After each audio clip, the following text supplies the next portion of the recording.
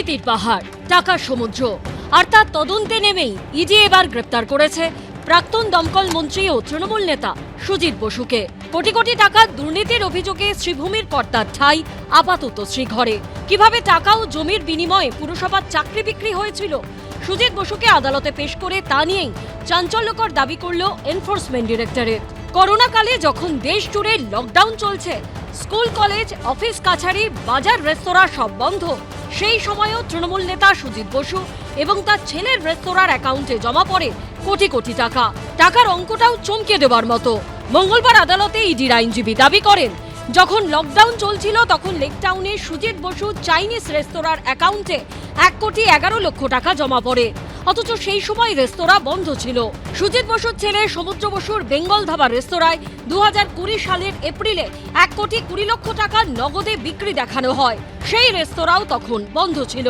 এমনকি সুজিত বসুর ব্যক্তিগত অ্যাকাউন্টেও জমা পড়ে 2,20,00,000 টাকা।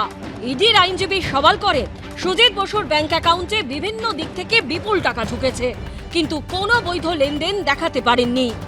কোভিড কালে অনেক বিজনেসের মাধ্যমে টাকা এসছে ওনার হোটেল, যে রেস্টুরেন্টগুলো কোভিড কালে চলছিল না সেসব রেস্টুরেন্টের অ্যাকাউন্টে অনেকগুলো টাকাটা ঢুকেছে।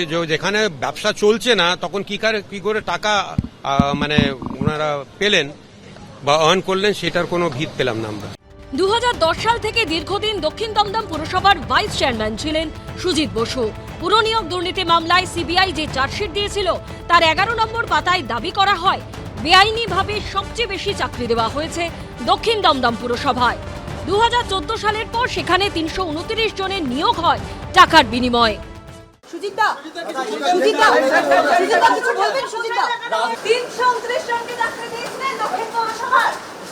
ইডি সূত্রে দাবি, দক্ষিণ দমদম সহ একাধিক পুরসভায় প্রায় 150 জনের চাকরি হয়েছিল সুজিত বসুর সুপারিশে। কখনো টাকা, আবার কখনো জমি বা সম্পত্তির বিনিময়ে সেই চাকরি বিক্রি করা হয়।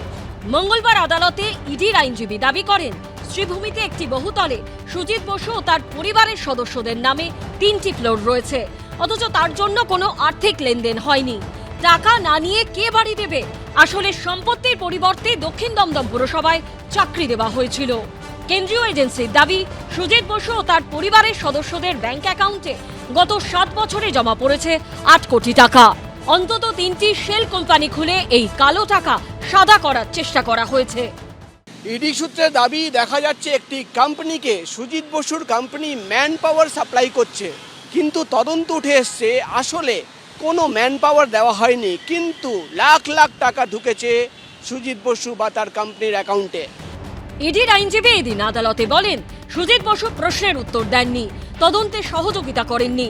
ছাড়া পেলেও তিনি তদন্ত প্রভাবিত করতে পারেন। তিনি একজন প্রভাবশালী নেতা।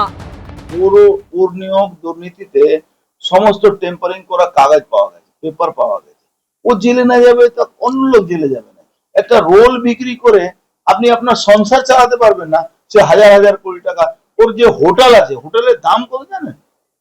100 কোটির দাম আছে। এটা তো ওনাকে অভিযুক্ত করা হচ্ছে, অভিযুক্ত প্রমাণ হয়নি, কোর্টে প্রমাণ করতে হবে না। দুপক্ষের সওয়াল জবাব শুনে ধৃত প্রাক্তন দমকল মন্ত্রী সুজিত বসুকে 21শে মে পর্যন্ত ইডি হেফাজতের নির্দেশ দিয়েছে আদালত।